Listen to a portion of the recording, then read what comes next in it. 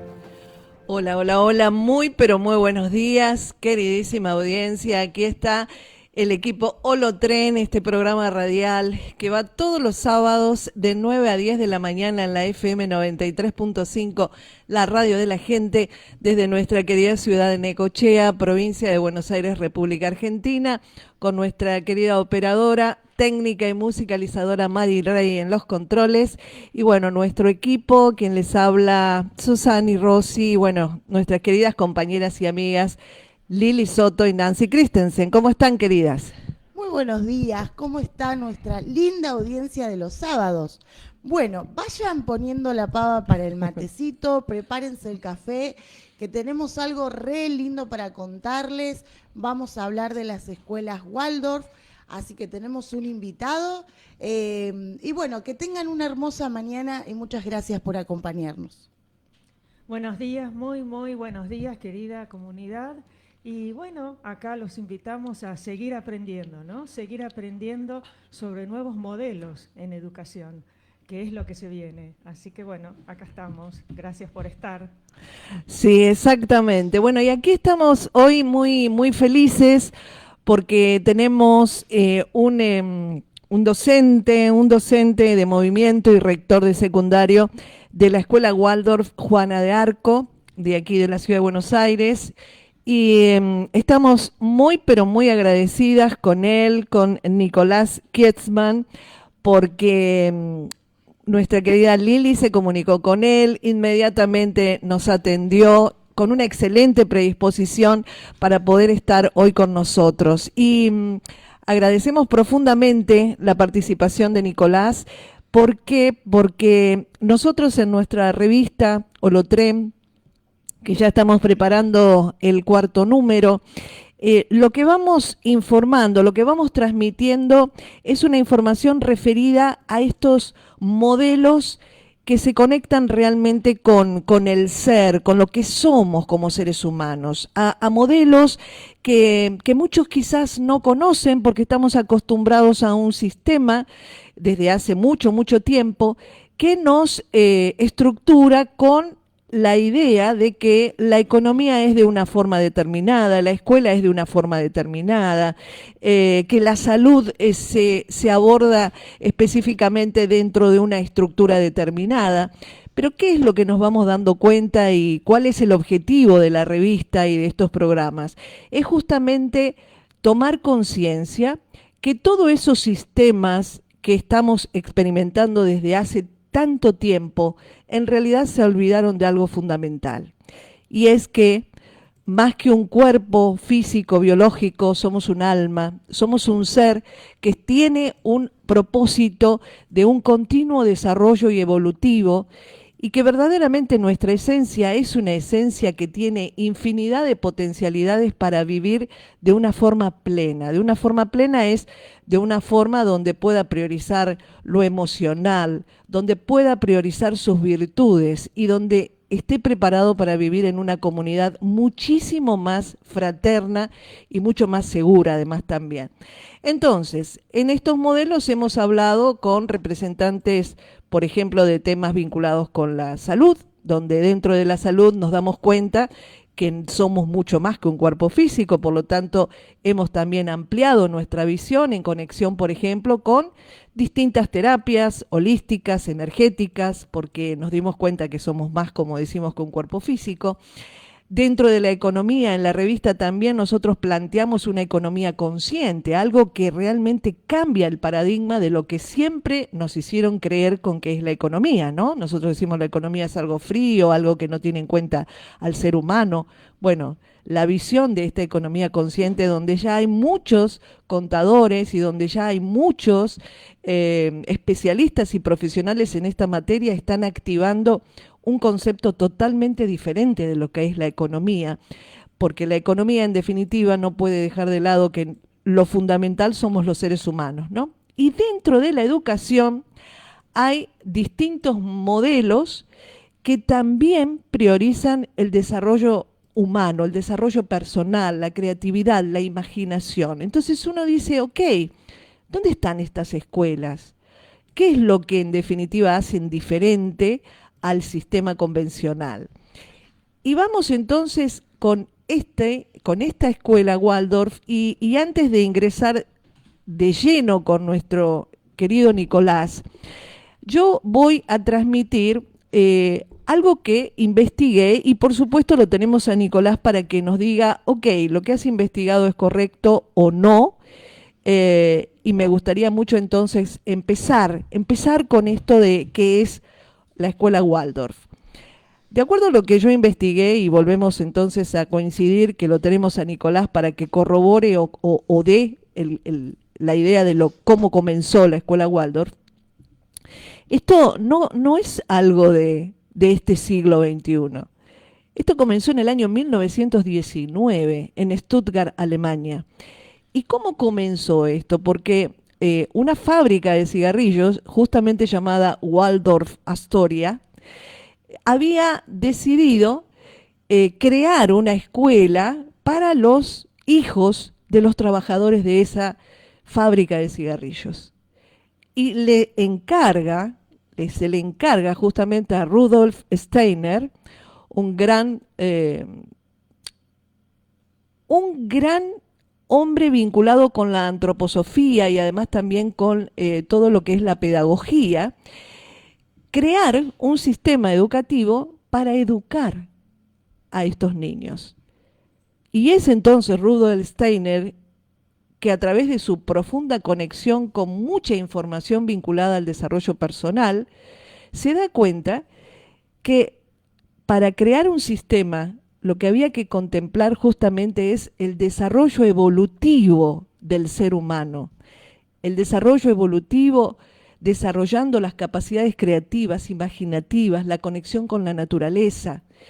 Y él tenía muy en cuenta los septenios, porque él decía que el desarrollo, digamos, va teniendo transformaciones cada 7 años, ¿no? Así que, basado en esta escuela, digamos, en esta primera creación de lo que es un estilo Waldorf, luego esto comienza a replicarse y podemos decir que hay hoy en el mundo muchas escuelas Waldorf, inclusive en la Argentina. Pero sin seguir profundizando, porque obviamente tenemos a un integrante de la escuela Waldorf, Juana de Arco, te damos nuevamente la bienvenida, Nicolás, y te preguntamos justamente esta parte, ¿no? Esta parte histórica.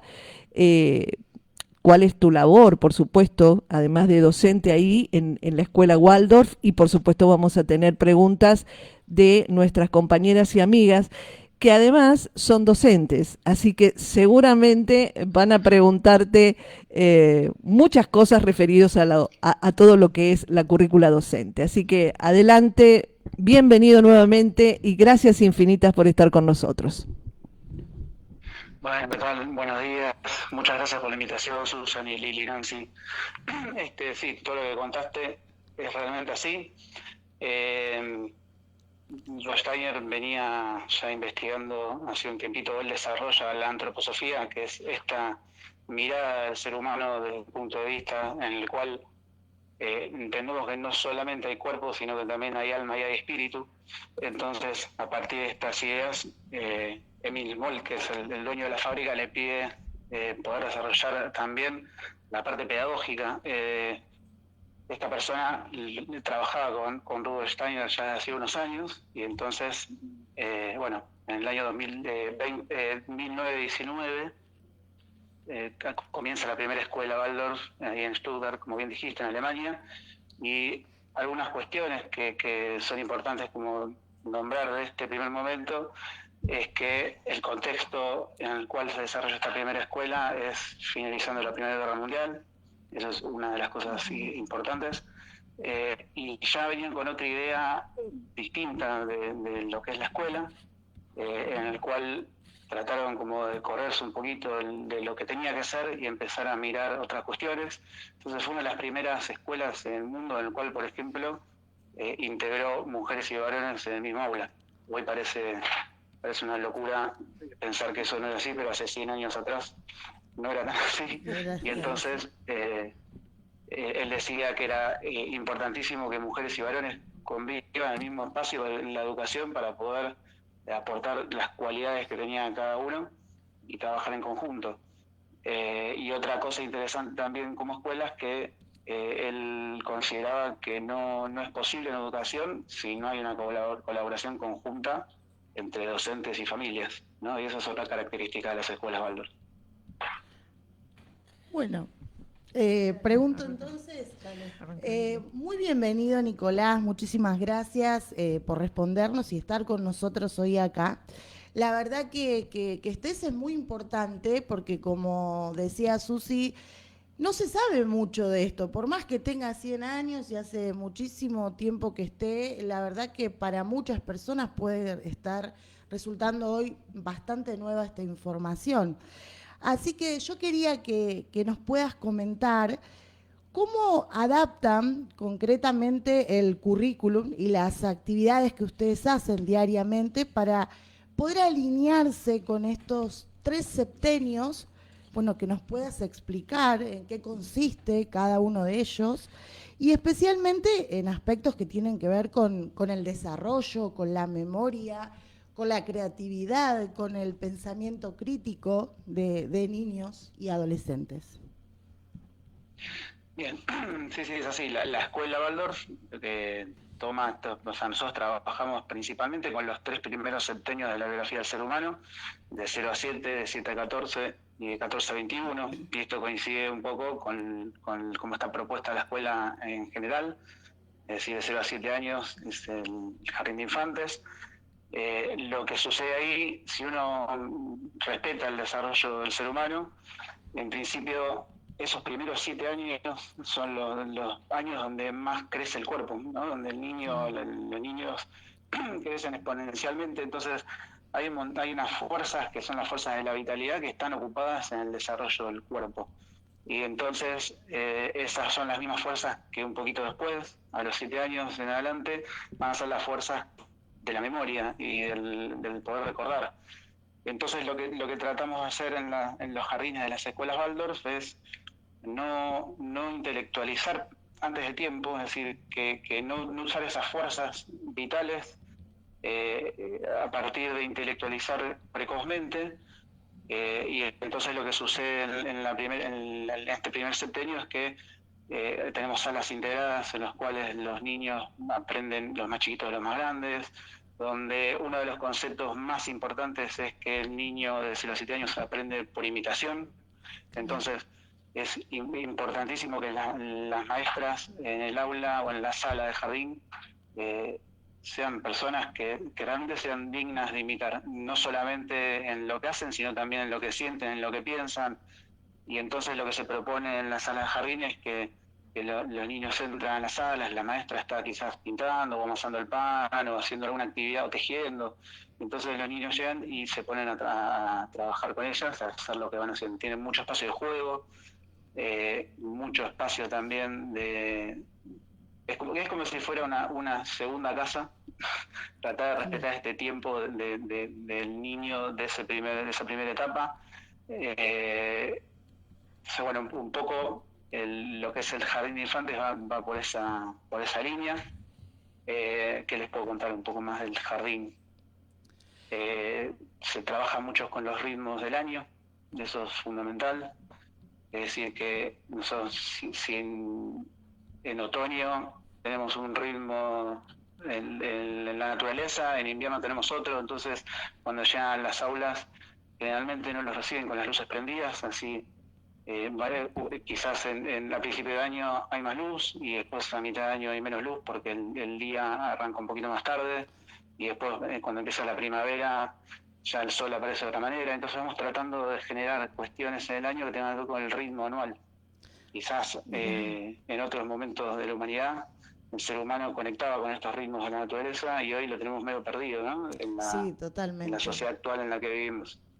Tenemos poca relación con lo que sucede en el ritmo del día o del año.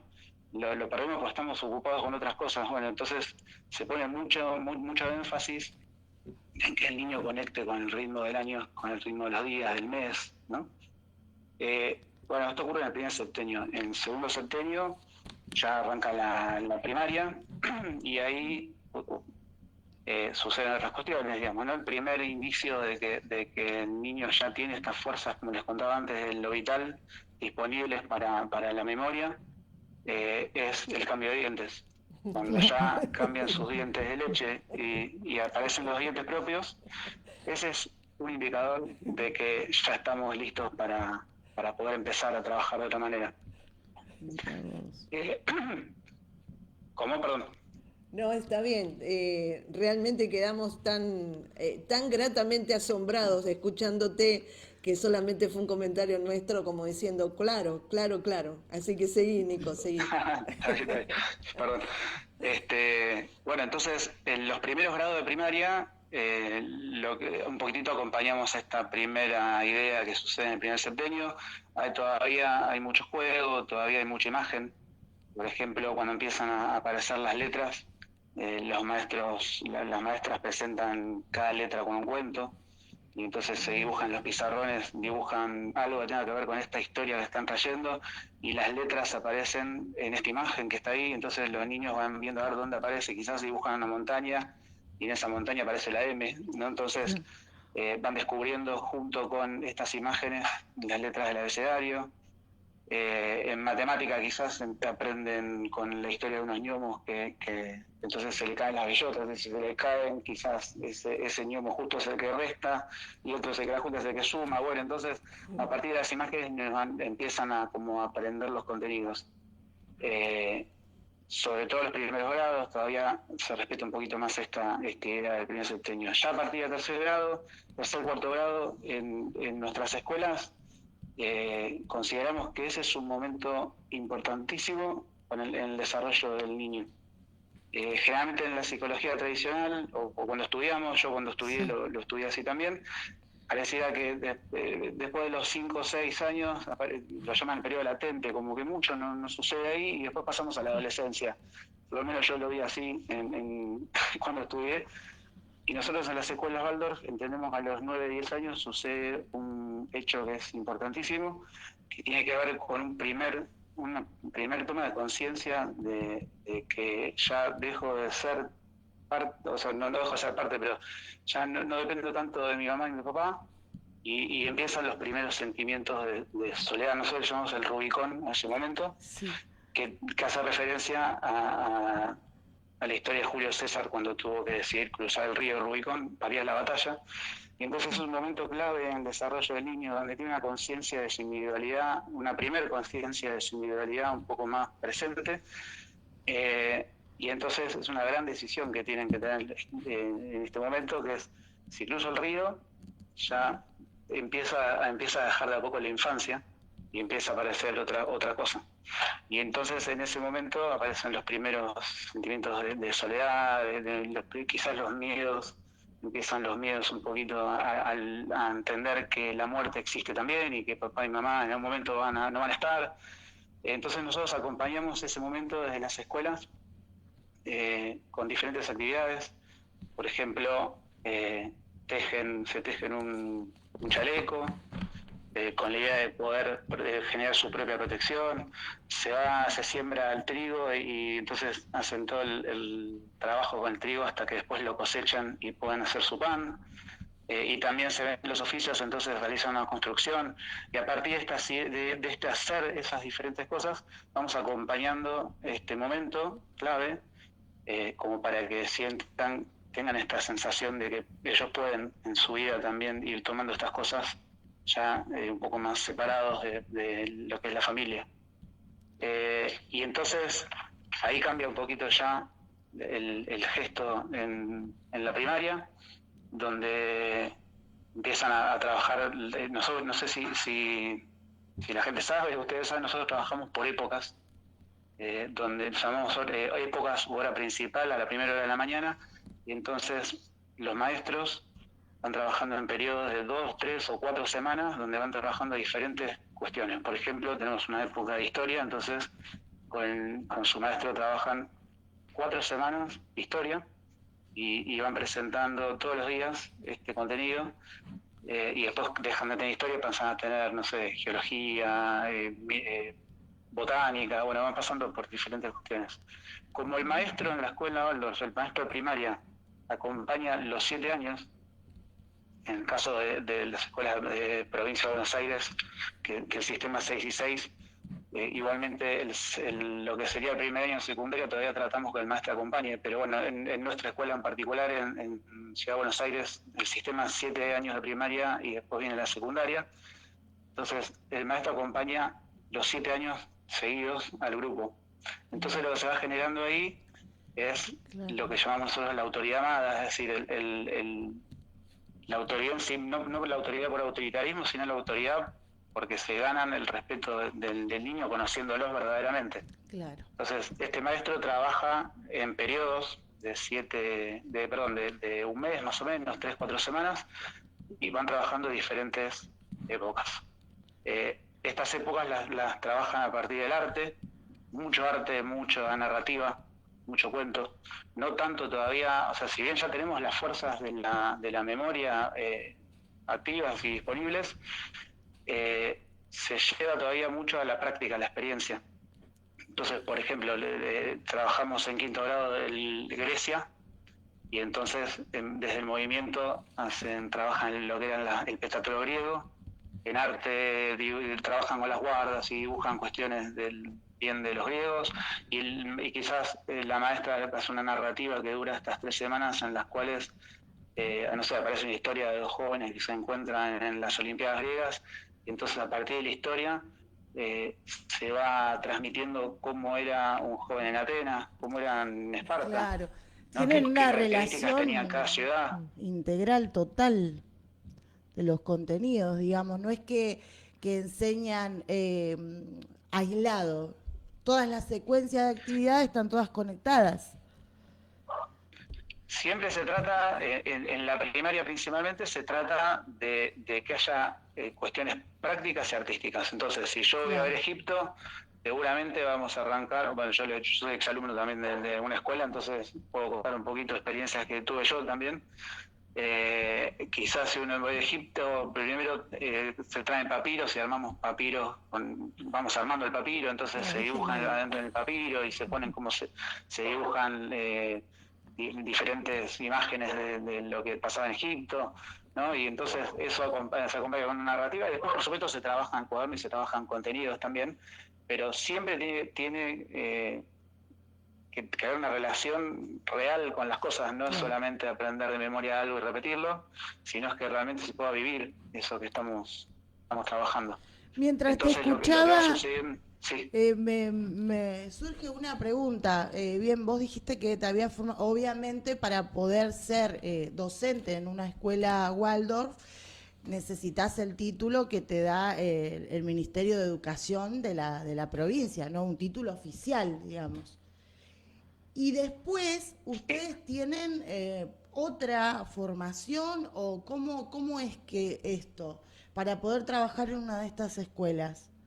¿Se tienen que formar en otras áreas? ¿Cómo llevan adelante, digamos, la capacitación docente? Bueno, los maestros, sí, para trabajar en una escuela oficial hay que ser docente del área o maestro de grado o en el caso de los secundarios, profesores de su materia. Y después hay seminarios que en este momento no hay seminarios oficiales, es decir, son seminarios que nos dan como la certificación interna dentro de las escuelas Waldorf. Seminarios específicos donde se va trabajando, primero se estudia lo que es la antroposofía y esta imagen o esta como visión del ser humano, Claro. y después cómo aplicar esto en las diferentes áreas de la escuela. Por ejemplo, tenemos para tanto jardín primaria o secundaria, tenemos seminarios, 2 seminarios en el año, uno antes de comenzar las clases en febrero y otro generalmente, por lo menos en secundaria, decimos así, en julio, donde se juntan los docentes de las escuelas Waldorf de todo el país. En primaria se estaban juntando en Córdoba, en secundario nos estamos juntando acá en Buenos Aires y vienen de Latinoamérica, de todas las escuelas de Latinoamérica también, y hacemos seminarios de formación docente autogestivos, en los cuales presentamos investigaciones y trabajamos por áreas, y así nos vamos formando en cada área particular. Claro, es la figura del docente, me imagino, ¿no? Digo, nosotras, yo tengo 15 años de experiencia como docente de primaria, obviamente en escuelas estatales, y mientras te escuchaba, imaginaba todo el contexto, ¿no? Por ahí lo que carecemos o lo que carece un docente, o sea, es tan distinto los recursos, la forma, inclusive la forma de que van a tener de verte los niños, porque ese vínculo que ustedes construyen por largos años es fundamental para poder, digamos, llevar adelante un desarrollo humano digno. ¿Qué es esto? Tener en cuenta todas las dimensiones del ser. Y es totalmente holístico, digamos, es una educación holística, por lo que te estoy escuchando también. ¿Y cómo se llevan con esto del financiamiento, de las leyes provinciales, nacionales de educación? ¿Cómo es toda esa organización? Mira, nosotros, o sea, la mayoría de las escuelas tanto de Cava como de Provincia de Buenos Aires, que entiendo yo que todas, son todas escuelas oficiales con reconocimiento del Ministerio de Educación. Quizás en Córdoba tenemos unas escuelas que no son oficiales y que los niños que van ahí después rinden el examen en el Ministerio, entonces esas tienen otro sistema quizás un poco más libre en el sentido de la currícula. Pero todas las escuelas Waldorf respetan el diseño curricular jurisdiccional, es decir, que nosotros tomamos lo que propone el Ministerio y después lo que hacemos es como resignificar, o decir, cómo presentamos los contenidos, ¿no? Cómo presento yo en un secundario un contenido, cómo presento en la primaria, va a cambiar respecto a esta idea del ser humano que tenemos. Pero sí es cierto que los diseños curriculares se respetan. Hay algunos contenidos que nosotros consideramos importantes para ciertos momentos del desarrollo del joven o del estudiante, y entonces, bueno, algunos proyectos los ponemos en algunos momentos importantes, pero siempre en vista, es parte de un lineamiento mundial de tratar de que las escuelas, más allá de esta mirada quizás un poco más integradora, bueno, somos parte del mundo también, y entonces Claro. los estudiantes son parte de un... quizás que cambian, por ejemplo, desde la vida de la escuela, ¿no? La mirada de lo económico es una mirada distinta. En nuestra escuela en particular, nosotros no tenemos tan desarrollado lo económico como te voy a contar ahora, sino tenemos una comisión que trabaja un poco con proyectos para que las familias que quizás no puedan llegar al aporte para que la escuela se pueda sostener, pero en general un poco la propuesta es que la escuela la sostenemos con los aportes de las familias que van a la escuela y los docentes aportan su trabajo, digamos, para que esto pueda funcionar. Y en algunas escuelas se trabaja mucho, por ejemplo, con qué es lo que cada uno, no sé, cuál es el esfuerzo que yo puedo hacer fraterno, económico, para poder sostener la escuela. Entonces se hace un aporte sugerido y se va trabajando sobre eso. Bueno, ¿cuánto puedo poner un poco más para que otro que puedo poner menos pueda también ir a la escuela? Bueno. Y ese es un trabajo enorme porque de golpe es trabajar con cada familia en particular a ver cuánto puedo, ¿no? Claro, Entonces, y aparte... de esa mirada económica de lo fraterno, Sí. y lo fraterno no es a ver si puedo poner menos o cuánto quiero poner, sino es cuánto puedo poner y qué esfuerzo puedo hacer para poder sostener eso, ¿no? Y algo que quizás que Qué cambia, lindo. que por ejemplo todos hacen el mismo aporte. En jardín, primaria o secundaria, en muchas escuelas, el aporte es el mismo. Es decir, no cambia el valor de lo que aportan, como el sugerido, sino que entre todos sostenemos la escuela. Algunas escuelas, bueno, han Lindo, lo diferenciado un pienso. poquito el aporte sugerido, porque quizás, bueno, obviamente en una primaria o en un secundario tienen mayor carga horaria que en un jardín, pero un poco la idea va desde ahí, de poder sostener la escuela entre todos. Bueno, yo te voy a hacer una última pregunta, así dejo también a mi compañera. ¿Cómo se llevan con el tema de la tecnología? ¿Cuándo la incorporan? O si la incorporan, ¿no? Sí, bueno, eso es un gran tema. Sí, tratamos en primer lugar de que en los primeros años del desarrollo del niño, preferentemente nosotros lo que pedimos a las familias es que no tengan tecnología. En su momento, hace muchos años, era bueno la tele, hoy ya no se excede eso porque un celular tiene todos los dispositivos Sí, juntos. Entonces, sí tratamos de que haya mucho encuentro con lo real, no tanto con lo virtual. Y en perfecto. la medida que se pueda, tratar de estirarlo lo más que se pueda, ¿no? Y la neurociencia nos trae, no hace falta irnos solamente a la parte más espiritual o una mirada un poco más holística, sino que la misma neurociencia demuestra hoy que cuanto más postergamos el contacto con lo virtual, mejor es para el desarrollo del ser humano, ¿no? Que está desarrollando todavía todo el cerebro, las neuronas. Entonces, en la medida de lo posible, tratamos de que esto no ocurra hasta pasada la primaria, eso sería el ideal, ¿no? Aparte, hoy estamos viendo, yo que me dedico más, que estoy en la parte de secundaria, estamos viendo en los jóvenes adolescentes los efectos ya de una generación que nació con un celular en la mano, ¿no? Entonces, Sí. los niveles de atención, el nivel de la poca concentración que tienen las cosas, como si la vida fuera un reel donde voy pasando de interés, y esto se está notando cada vez más. Entonces, tratamos nosotros de darles la mayor cantidad de posibilidades de conexión con la vida real, que el otro tiene de sobra y va todo tan rápido que inclusive no sé cuánto podemos aportar en las escuelas de la tecnología. Sí es cierto que en la medida que son más grandes, por ejemplo, nosotros incorporamos la tecnología recién a partir del cuarto año de secundaria. Lo tecnológico es decir, bueno, presentar, aprender en la computadora a utilizar estos archivos, a hacer un PowerPoint, a moverte con algunas cuestiones más, no sé, aplicaciones. Pero recién, antes de eso tratamos de que no. Y esto no quiere decir que los estudiantes de la escuela Waldorf que viven en el mundo real no tengan acceso a eso, pero en la escuela tratamos de que haya lo menos posible.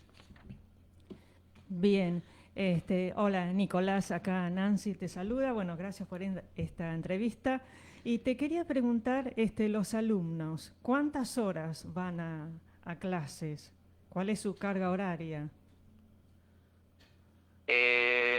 tal? ¿Cómo estás? Sí. ¿Qué tal? En el jardín de infantes van una jornada simple, es decir, de 8 a 12 y media más o menos. Ese es el tiempo que tratamos que ya. Hoy está la necesidad a veces de las familias de un poco más, pero nosotros tratamos de sostener que para los primeros años la carga horaria sea esa. Y después en la primaria, en general, bueno, la jornada de la mañana y algunos días tienen a la tarde, a las 3 de la tarde, algunos contraturnos, talleres, y en secundario un poco lo mismo, es decir, tienen contraturnos, pero no es que tienen una jornada entera, extendida, de doble jornada completa, porque un poco lo que entendemos también es que está bueno que tengan posibilidades de hacer cosas afuera, ¿no? Que tengan tiempo para hacer las actividades y también, un poco hablando de la carga horaria y de la educación, tratamos de que las tareas que tengan sean lo menor posible, es decir, que no se lleven mucha tarea a su casa, porque en realidad el lugar para estudiar es en la escuela y que cuando salen de la escuela puedan también como desconectar un poco y dedicarse a jugar, ¿no? Y hacer, o los jóvenes a tener vínculos sociales con otros jóvenes. Entonces no decimos que no hay tarea, pero sí que hay menos que quizás lo que se conoce habitualmente. Bien. Bueno, vos sos rector de una escuela secundaria, ¿es así? Sí, es así, Sí. es así. ¿Cuántos años tiene la escuela? Te quería preguntar, ¿dónde estás vos? Nuestra escuela tiene 30 años. Fue la primera escuela que se puso en Cava, como un gran desafío, ¿no? Porque la mayoría de las escuelas Waldorf en general tienden a estar más en las afueras, porque hay más posibilidades de contacto con la naturaleza, más espacio. Y en el año 95 en la escuela una persona, se llama Irene Scalan, vendió su casa y dijo, voy a poner una escuela en Capital porque es el gran desafío que tenemos para poder traer todas estas cuestiones, ¿no? Del contacto con los ritmos del año, con la naturaleza, con cómo podemos trabajar con los niños y las niñas de Capital, que tienen menos experiencia en este estilo. Entonces, nosotros ya cumplimos 30 años, el jardín tiene 30 años, la primaria 25 más o menos, y nuestro secundario abrió en el año 2015, es un secundario joven, tenemos 10 años recién de secundario, pero bueno, ya tenemos los 3 niveles educativos. Bien, y cuando terminan el secundario, o cómo se los va preparando mientras están en el secundario los alumnos para ingresar a la universidad. Bien, bueno, dos de los objetivos que tenemos nosotros, que en realidad nosotros vemos la escolaridad como, quizás podemos decir, de 12 años, ¿no? Desde el primer grado hasta el 12º o hasta quinto año. Pero uno de los objetivos puntuales de la pedagogía Waldorf es que cuando se egresan de la escuela tengan la capacidad de autoeducarse, ¿no? Y que sea realmente por iniciativa propia, por más que sea redundante decir eso, pero tengan ganas de la autoeducación. Entonces, en primer lugar no los matamos con cosas, es decir, mientras están en la escuela el estudio es bastante armónico, porque si nosotros los quemamos antes de tiempo, cuando llega el momento de ir a la facultad ya no tienen más ganas de nada. Entonces pasa al revés, ¿no? Pasa que en la medida que van pasando los años le vamos pidiendo un poquito más, y cuando salen al mundo tienen ganas de investigar, de estudiar, de poder ver qué es lo que quieren hacer. Y otro de los contenidos o de los objetivos principales que tenemos en el tercer septenio es el desarrollo del juicio individual. Esto implica ir pasando, es como una gran investigación en nuestra secundaria, donde en los primeros años quizás es observar un fenómeno, describirlo, ver qué impresión tengo de ese fenómeno, y de a poquito vamos pasando, quizás en un tercer año ya abordamos este desarrollo de este juicio desde, ¿qué leyes hay atrás de ese fenómeno que estoy observando? ¿Qué es lo que hacen que esto sea así, no? Jugar un poco a investigar y a ser historiadores, geólogos, ¿no? ¿Cómo era esta cultura? Investigarla y poder descubrir estos contenidos. No solamente que el docente venga a dar su clase y explique qué es lo que queremos que nos repitan, sino poder investigar en conjunto, muchos trabajos interdisciplinarios, proyectos. Y en la medida que va pasando los años, llegan quizás un cuarto año, nosotros llamamos a este momento el desarrollo del juicio de relación o juicio anímico. Entonces es ponerse quizás en el lugar de, no sé, ¿por qué Julio César tomó tal decisión para ir a una batalla y no tomó tal otra? ¿Por qué tal artista, y ponerte en el lugar del artista, cuando pintó este cuadro, dónde estaba sentado, qué es lo que vio, qué le pasó? Y después cuando llegan a quinto año, ahora sí, apelamos a lo que es el juicio individual, y uno de los proyectos más lindos que tenemos es un trabajo de investigación que dura un año, un trabajo que llamamos trabajo anual de investigación, que arranca al final de cuarto año y que desarrollando cada joven elige un tema y lo investiga desde el punto de vista, del paradigma que quiere y lo encara desde donde quiere. Le pedimos que tenga una experiencia práctica importante y que pueda poner en juego esto que está investigando. Y al final de quinto año presentan sus investigaciones en forma escrita y también en unas presentaciones públicas que hay en la escuela, donde quien quiere venir a ver sus presentaciones y a qué conclusiones, reflexiones llegaron. Y eso es una de las cosas interesantes para antes de la facultad, ¿no? Porque primero hacer un trabajo de investigación profundo y después también tiene que ver un poco con los intereses personales. Es decir, es un primer acercamiento a, bueno, ¿qué me interesan y qué preguntas tengo yo antes de salir realmente al mundo? Eso es una de las cosas muy lindas. Y hay mucho trabajo en conjunto entre los jóvenes. Entonces, cuando llegan a la facultad, en realidad están acostumbrados a trabajar en grupos, están acostumbrados a que investigar, en la investigación está validado el error, es decir, yo no me puedo equivocar. No necesita siempre ser todo correcto, sino que parte de investigar puede ser equivocarme. Y entonces nosotros tratamos siempre de destacar lo positivo, lo que sí hay, y no tanto marcar error. Entonces cuando llegan a la facultad, uno se encuentra con un exalumno de una escuela de Waldorf, en general son jóvenes un poco más que se animan a cuestionar las cosas, no cuestionar desde la crítica, sino de poder reflexionar sobre esas cosas que están viendo, de animarse a opinar, de quizás no tan académicamente, pero sí desde su propio, digamos, de confiar en sí mismos y poder aportar. Eso es un poco el trabajo previo a la facultad.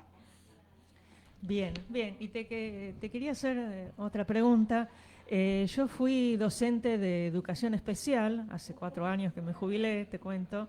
Y te quería preguntar cómo se atienden las necesidades individuales de los alumnos, ¿no? Sí. Bueno, en la escuela nosotros tenemos por sala, grado, año, generalmente hay por lo menos 2 o 3 integraciones. Eso es lo que entendemos nosotros que es un número que podemos cumplir en el sentido de poder aportar realmente a todos lo que necesitan. Pero más allá de esa mirada, en primer lugar, cada joven tiene una trayectoria individual y un desarrollo individual, y un poco tratamos de ver eso, ¿no? Decir, bueno, ¿qué tiene cada uno? ¿Dónde está cada uno? ¿A dónde llegó cada joven? Tener en cuenta que a veces tenemos jóvenes que vienen con dislexia y dicen, yo soy disléxico. No, vos te llamás tal, sos así, tenés todo esto hermoso en vos y además tenés dislexia, ¿no? Por ejemplo. Bueno, la dislexia no es quizás una cuestión, una cuestión muy importante para nosotros por lo menos, pero vienen jóvenes, por lo menos al secundario, bastante lastimados con el sistema tradicional, con estas cuestiones, ¿no? Y entonces se relajan un poco cuando uno trata de ver, bueno, ¿dónde estás vos? ¿Qué podés? ¿Qué desarrollar? ¿Cuánto le pusiste a este trabajo que estamos haciendo? No solamente cuánto decís o cuánto repetís de lo que quiero escuchar, sino también es, bueno, ¿qué trabajo hiciste? ¿Cuánto te comprometiste? ¿No? Y poder aprender del lado y poder convivir con todas las posibilidades que hay en el ser humano. Bien, bien. ¿Tenés otra más? Y la última pregunta, ¿cuáles serían las ventajas de una escuela Waldorf frente a una escuela de educación convencional? ¿Cuáles serían las ventajas para vos? Sí, Yo creo que, o sea, no creo que haya un sistema perfecto. Además, los sistemas los llevan adelante los seres humanos, que también nos equivocamos. Claro. Entonces, sí creo que yo estoy convencido que este sistema es uno de los más hermosos que tenemos hoy disponibles para llevar adelante la educación y para acompañar el desarrollo de cualquier estudiante. Pero también es cierto que hay jóvenes que quizás necesitan sistemas un poco más rígidos o donde se les exija de otro lugar. Pero sí creo que lo que le aporta en la pedagogía Waldorf a los estudiantes es una mirada distinta, es decir, entender que no todo es matemática y lengua, que hay jóvenes que tienen cualidades y potencialidades en otras áreas. Para nosotros es fundamental, es decir, cada área, tanto en el hacer como en el sentir y el pensar, es decir, o las materias de movimiento, las artísticas y las más cognitivas, cada una aporta algo distinto. Y no se trata de que una es más que otra, sino que todas se complementan. Y a veces nos encontramos con estudiantes que tienen su potencialidad en el movimiento o en el arte o en alguna materia en particular, y no todo es matemática y lengua. Y entonces creo que aporta eso un poco, poder contemplar cada ser humano desde sus propias potencias, ¿no? Está en desarrollo todavía. Nosotros quizás podemos ver lo que realmente trae un joven una vez que ya se egresó de la escuela. En este desarrollo que tenemos estos 3 septenios hasta los 21 años, en realidad la escuela acompaña y lo sano sería que pudiera tratar de ayudar a este niño o niña joven a poder desarrollar esto que trae antes, que es algo que trae de otro momento, de otra vida, ¿no? Y trae un impulso para el futuro también, y algo que va a traer al mundo. Entonces, ayudarlos a desarrollar eso creo que es lo más interesante de estas escuelas, ¿no? Bien, y vamos llegando al final, mi querido Nicolás. Estamos aquí realmente encantados con esta conexión contigo.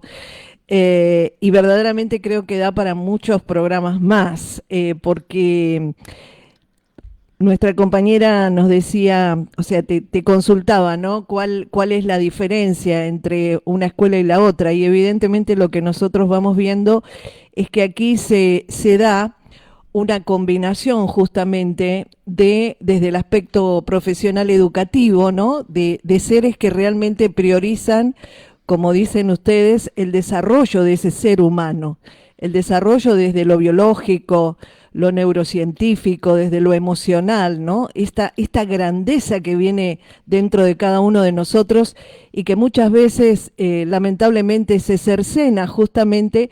¿Por qué? Porque la mayoría de los sistemas, o ya sea tanto a nivel educativo como en cualquier otra área, inclusive laboral, etcétera, no se prioriza lo que ustedes están justamente hablando, ¿no? Esto de la colaboración, de justamente potenciar el alma del ser humano.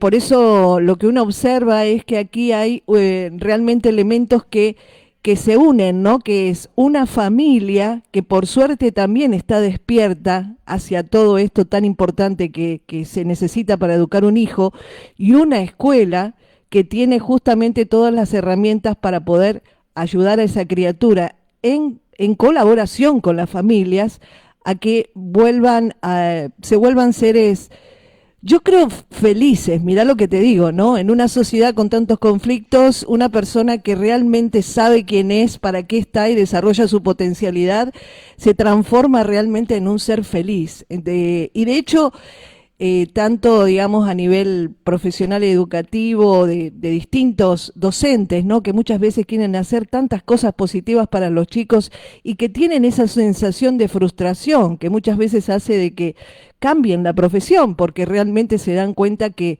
además de un gran desgaste físico, mental y emocional, se están frustrando. Ustedes nos están dando justamente, ¿no?, un elemento fundamental de decir, se puede hacer las cosas diferentes. Y bueno, obviamente con una familia que también esté en la misma sintonía, ¿no? Pero bueno, realmente agradecidos desde el corazón. Aquí el equipo de Holotren realmente está feliz de haberte conectado, Nicolás. Y bueno, y vamos a tener seguramente, mientras vos tengas disponibilidad, nuevos encuentros. De parte mía, muchísimas felicidades y antes que se despidan nuestras compañeras y amigas, vamos también adelantando a nuestra audiencia que no se vayan, obviamente, luego de nuestro programa. Está también nuestro querido colega Walter Fidelibus con su programa Defendiendo nuestras tradiciones gauchas. Así que, mientras tanto, yo me voy yendo, te voy agradeciendo desde el corazón, querido Nicolás. Y bueno, gracias por mostrarnos todo esto que tanta gente quizás no conoce. Gracias. Bueno, muchas gracias. Gracias, Nicolás, por esta entrevista. Gracias. Y bueno, y agradecemos también a nuestra comunidad, nuestra comunidad, querida comunidad de Olotren, por estar un sábado más. Así que gracias, buen fin de... Bueno, Nicolás, también muy agradecida de que nos hayas atendido, de que nos hayas dado, la verdad, esta mirada y el trabajo enorme que están haciendo, como decía Susi, en esta sociedad que tiene tanta complejidad muchas veces en todos los sentidos. Creo que a los docentes hoy nos diste una caricia en el alma, los que por ahí no hemos tenido la oportunidad de trabajar en estos contextos, porque realmente todos los que nos contaste, yo me iba imaginando desde mi experiencia, y qué sé yo, tantas veces que luché por hacer un proyecto y los recursos y esto, lo otro, como que vas en contra de la corriente dentro de un sistema y no debería ser así. Así que esta cosa de potenciar al ser humano con su propósito, con lo que es maravilloso. Así que muchísimas gracias. Bueno, muchas gracias por la invitación, a disposición. Esto es enorme, uno podría hablar un montón de cosas, así que hacer un primer plano general es bastante complejo porque hay que como compactar ideas, pero acá estamos a disposición, así que bueno, muchísimas gracias por la invitación.